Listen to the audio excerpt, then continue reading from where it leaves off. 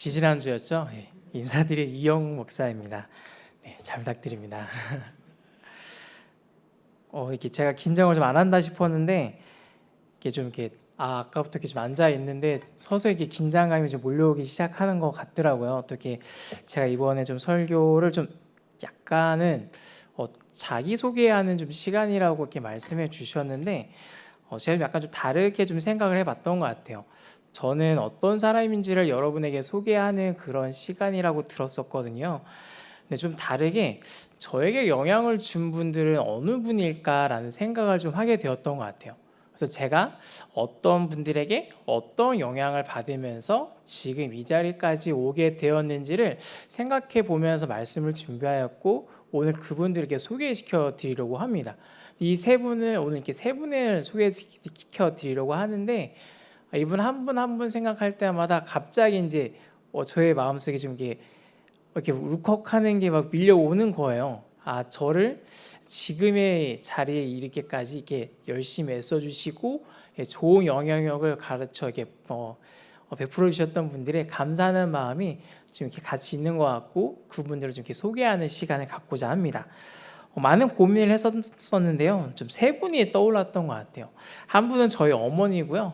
두 분은 제가 거쳐갔던 두 분의 목사님입니다. 오늘 이제 설교의 제목이 믿음의 부모이잖아요. 저희 어머니는 저에게 믿음을 가지신 부모님이었습니다. 디모데에게는 외조모 로이스와 어머니 유니게가 믿음을 가진 부모였었잖아요. 저에게는 저희 어머니 박강수 사모님이 그런 믿음을 가지신 부모님이었어요. 두 분의 목사님은 저에게 믿음 안에서 부모와 같은 분인 것 같아요. 제가 이 시간 소개시키려고 드리려고 하는 두 분의 목사님은요, 저랑 한 10살 정도밖에 차이 나지 않습니다. 그래서 뭔가 삼촌 같고 형 같은 분들인데요. 그럼에도 불구하고 저의 믿음과 사역자로서 성장해 나가는 데 있어서는 좀 디모데에게 있어서 바울이 믿음의 부모와 같았던 것처럼 저에게는 이 두 분이 귀한 아버지 같았다라고 좀 생각이 드는 것 같아요. 세 분이 저에게 강조한 것들이 있는데요. 저에게 온전히 각인되어 있다라고 말씀을 드리지 못하는 것 같아요. 그러나 계속해서 생각이 나고 그 모습대로 살아가려고 하는 것이 제 삶과 제 목회의 방향성이 된 듯합니다. 그래서 이 세 분들을 좀 이렇게 소개시켜 드리려고 합니다. 첫 번째 앞서 말씀드린 것처럼 저에게 믿음의 유산을 물려주신 육신의 어머니 박강수 사모님을 먼저 소개시켜 드리려고 합니다. 좀 과정을 좀 보태면 어머니가 1000번 이야기하신 것 같아요. 아니 좀 1000번 정말 하신 것 같아요. 그래서 과정을 좀 더 보태면 1000번은 돼야지 되는 것 같습니다.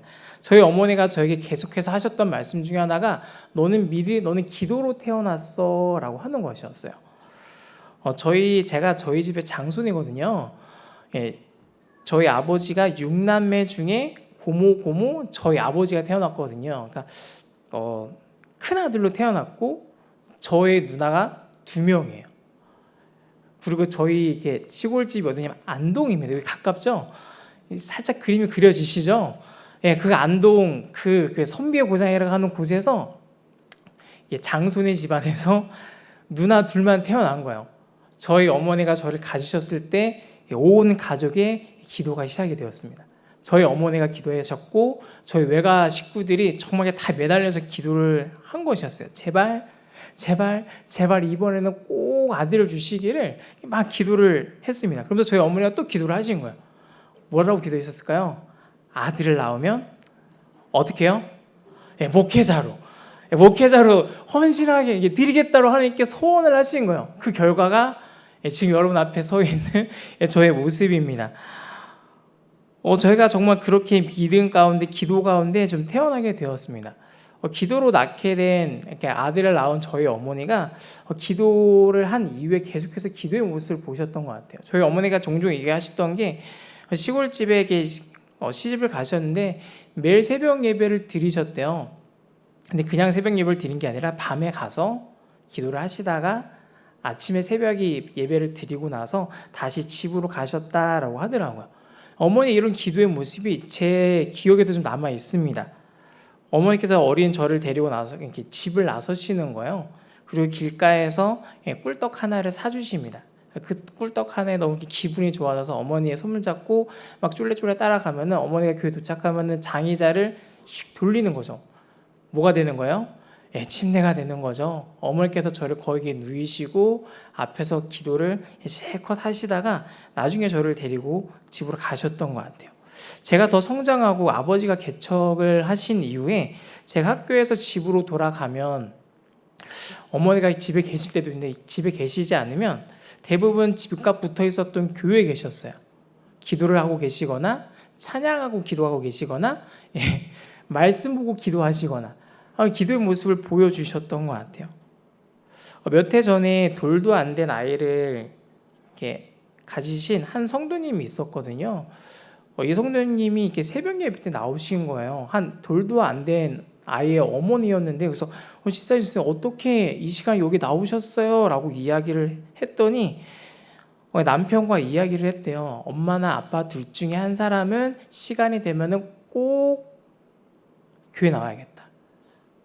기도하는 엄마의 아빠의 뒷모습을 보여줘야겠다라는 게 이 두 부부의 결단이었대요. 나중에 생각해 보니까요, 저의 어머니가 저에게 그런 분이셨더라고요. 저희 어머니를 생각하면 기도하러 가시거나 기도하고 계시거나 기도하고 오시거나 이 세 모습이 참 거의 대부분을 이루었던 것 같아요. 언제나 무슨 일이 생기면 항상 답을 찾던, 하나님께 물으면서 답을 찾았던 것이 저희 어머니였습니다. 몇 해 전 이렇게 코로나가 대구 지역에도 큰 아픔을 주었었죠. 제가 사역했던 교회도 저로 인하여서 큰 아픔을 겪었습니다. 제가 코로나에 걸렸거든요. 저를 포함해서 담임 목사님과 또 다른 부목사님과 전도사님이 단체로 걸렸어요. 그래서 교회가 폐쇄가 되기도 했습니다. 제가 그때 코로나에 걸렸는데 열이 40도까지 올라가는 거예요. 그리고 막 이렇게 좀 이렇게 열일도 나고 막 근육통도 오고 뭐 기침도 심하게 나고 오한도 오고 여러 가지로 되게 아플 때 그때 저희 어머니가 저한테 이렇게 전화를 해서 남기신 말씀입니다. 왜 코로나에 걸렸는지 하나님께 물으라. 이게 40도를 넘나드는 아들에게 남기신 저희 어머니의 말씀이셨어요. 속으로 생각했죠. 알았어. 이게 겉으로는 이야기하는데 속으로는 엄마 이건 아니잖아. 엄마 이건 아니잖아 라고 생각했던 것이 저의 마음이었었거든요. 근데 그렇게 누워있다가 여러 생각들을 하고 책을 보고 설교를 듣고 찬양을 들으면서 여러 가지 좀 생각을 하다가 정말 이렇게 막혔던 부분들이 뚫리기도 하고 하나님의 은혜가 생각나긴 하고 하나님이 깨달아지고 많은 생각이 있었던 것 같아요. 그러면서 나중에 생각하게 됐던 것 같아요. 이럴 거면 아플만 하다. 이럴 거면 정말 코로나에 걸릴만 하다. 이런 것 때문에 코로나에 걸리게 하신 거구나. 그 생각을 하게 되었던 것 같아요. 이후에도 어머니는 계속해서 기도하고 있어 이 이야기를 저에게 참 많이 해주시고 있습니다. 그래서 우스갯소리로 아내에게 우리 엄마 기도빨은 정말 대단해 라고 얘기를 한 적이 있어요. 저에게 첫째 아이가 딸이거든요. 그리고 나서 둘째가 생겼을 때 첫째에게 물어봤어요. 너 남동생이 좋아? 여동생이 좋아? 약간 여동생이 좋대요. 근데 저희 어머니는 무엇을 바라셨을까? 아들이길 바라셨을까? 딸이길 바라셨을까요? 참고로 말씀드렸을 때 저희 아까 제가 장손, 그쵸? 뭘 바라셨을까요? 아들이잖아요. 그래갖고 제가 시영이한테, 저희 첫째한테 이야기했어요. 할머니 기도부터 이기고 와. 그리고 할머니 기도대로 저희 시영이가 져가지고 둘째가 아들이 좀 태어나는 거죠. 저희 어머니는 계속해서 기도의 사람으로서 살아오신 것 같아요. 저는 아직 어머니와 같은 그런 삶을 살아가고 있지는 못한 것 같습니다. 그러나 시간이 갈수록 더욱 그런 삶을 살아가고자 하는 마음이 커져가는 것 같아요. 몸도 그런 삶을 향해서 나아가는 것 같습니다. 어느덧 새벽 예배 시간이 되면 눈이 떠지는 거예요. 늦잠을 자고 싶다 하는데 4시쯤에 눈이 떠지는 거예요. 하나님 이건 아니잖아요. 그런데도 4시쯤에 눈이 떠지는 거예요. 어머니가 제게 기도의 뒷모습을 보여주셨듯이 저도 제 가족에게 그런 모습을 보여주고 하는 마음이 점점 커지고 그런 모습이 저에게 나타나는 것 같아요. 얼마 전 저희 첫째가 자기가 1등으로 일어나고 싶은데 아빠가 맨날 1등에서 속상하다고 하는 거예요. 왜 그랬을까요? 새벽 예배에 매일같이 나가는 아빠 때문에 1등을 못한다라고 하는 거예요. 이것이 자녀로부터 들은 칭찬이고 훈장이라고 좀 생각이 되는 것 같습니다. 새롭게 사역하고 적응해 나가야 될 내일교회에서도 함께 기도하고 함께 나라와 민족과 하나님 나라를 위하여서 좀 기도하며 하나님 나라 그 능력을 함께 꿈꿀 수 있게 경험할 수 있기를 소망합니다. 특히 제가 내일교회에서 아까 말씀하신 대로 이렇게 믿음 1교구를 받기도 했지만 365 기도를 또 이렇게 담당하게 됐다고 말씀을 하시더라고요. 하나님의 사인이구나. 정말 기도의 사람으로서 서가기를 하나님께서 더 바라시는 마음에 기도하는 부서에 꽂아주셨구나. 이런 생각을 좀 하게 되는 것 같아요. 그래서 더 하나님께서 기도하라는 명령으로 제가 생각하고 앞으로 더 열심히 내일교회에서도 기도하며 사역해 나가도록 하겠습니다. 앞서 말씀대로 두 분의 목사님이 또 저에게 믿음의 부모가 되어주셨는데요. 그 중에서 첫 번째로 소개시켜 드릴 목사님은 제가 두 번째 사역지에서 만난 전영강 목사님입니다. 이 목사님은 저에게 진실한 마음을 좀 보여주셨던 것 같아요. 제가 목사님과 만났던 것은 학부 동기들과 그리고 선후배들과 같이 성경 공부를 하던 중에 만났습니다. 군대를 다녀와서 이제 학교에 적응해 나가야 되는데 친구가 와서 우리 같이 성경 공부하자라고 하는 거예요. 그래서 이게 무슨 뚱딴지 같은 소리냐 했는데 억지로 좀 끌려갔죠. 그래서 한 번 갔다가 다시는 안 갈래 했는데 이번엔 또 동기 형이 또 저를 부르는 거예요. 군대 갔다 와서 이런 생각이 들었던 것 같아요. 이렇게 형들의 이야기가 군대 선임들의 말처럼 들리는 거예요. 간부들의 말처럼 들리는 거예요. 그래서 거부할 수가 없는 거예요. 그래서 한 번 가게 되고 또 가게 되고 또 가게 되고 그러는 와중에 총신대를 다니고 있었지만 믿음이 신앙이 좀 많이 흔들리고 있었거든요. 그 믿음의 그 방향이 같이 성경 공부를 하면서 좀 자리를 잡아가게 되었던 것 같아요. 말씀을 더욱더 가까이 하게 되었고 더 많은 관심을 갖게 되었던 것 같아요. 그래서 그 선후배들과 동기들과 함께 말씀을 공부했던 그 모임의 이제 주축 멤버를 이루었던 이렇게 지체들이 있거든요. 그 지체들의 청년부 목사님이 바로 전영강 목사님이셨어요. 그 목사님과 더 많은 이야기를 하게 되었고 그 교회에 출석하지 않았음에도 불구하고 수련회도 같이 참여하게 되었던 것 같아요. 그러다가 첫 사역지를 멈추고 신대원을 진학하기 전에 마지막 청년회 때를 이 교회에서 열심히 배우고 익히면서 했으면 좋겠다고 그 교회로 제가 이렇게 교회를 옮기게 되었던 거죠. 말씀을 배워가는 즐거움도 있었지만요. 그 말씀대로 목사님께서 말씀하시는 그 말씀대로 살아가고자 발버둥 치는 목사님을 보았던 것이 정말 가까이에서 그것을 함께할 수 있었던 것이 저에게 큰 복이었던 것 같습니다. 제가 그 교회를 떠나오기 전에도 지금도 그 교회는 여전히 미자리 교회로 나와 있어서 저도 참 많은 아쉬움과 좀 아픔으로 있지만 그럼에도 불구하고 그분이 보이셨던 모습은 저에게 큰 울림이 되고 있습니다. 목사님께서 강조하셨던 것 중에 하나가 바로 대가를 바라지 않는 섬김이었어요. 보통 한 교회를 담임하게 되면 이 교회를 어떻게 해서든지 부흥하게 하려고 하는 것이 담임 목사님들의 마음인 것 같아요. 근데 그 목사님은요, 자칫 나를 위한 투자가 될 수 있다라는 그 마음을 가지시고 분명 교회 사역에 힘쓰지만 나의 수고로 인하여서 나에게 돌아오지 않는 그런 사역을 열심히 힘쓰셨던 것 같아요. 그래서 한 선교단체를 섬기고 계셨는데 그 선교단체를 계속해서 힘쓰시는 거예요.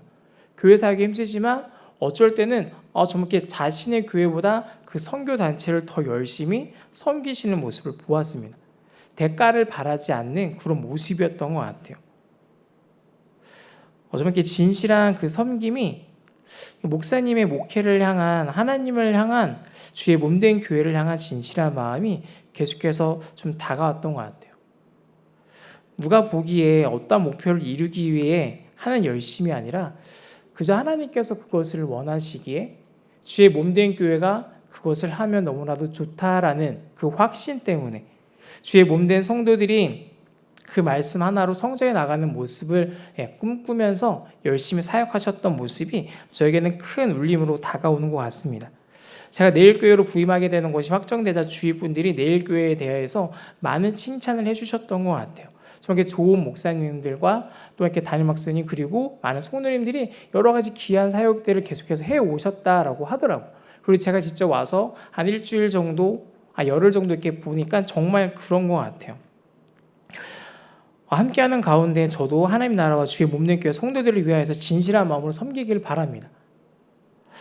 또한 이 마음에 하나님 정말 이 교회에서 많은 성도님들과 함께 구체적인 그림들을 더 그려 나갈 수 있기를, 그래서 더 구체적인 준비와 노력들을 어떻게 해야 되는지를 좀 이렇게 함께 배우면서 땀 흘리면서 하나님 나라를 위하여서 열매를 맺어가기를 소망합니다.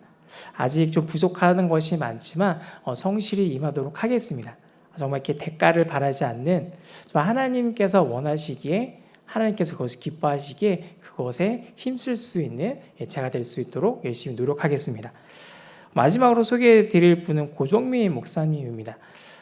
지금까지는 제가 저희 아버지께서 담임 목회하셨던 교회를 제외하고는요, 가장 긴 시간을 보낸 교회였습니다. 7년 동안 이 생명길 교회에서 제가 사역을 했었는데요, 그 교회 담임 목사님입니다.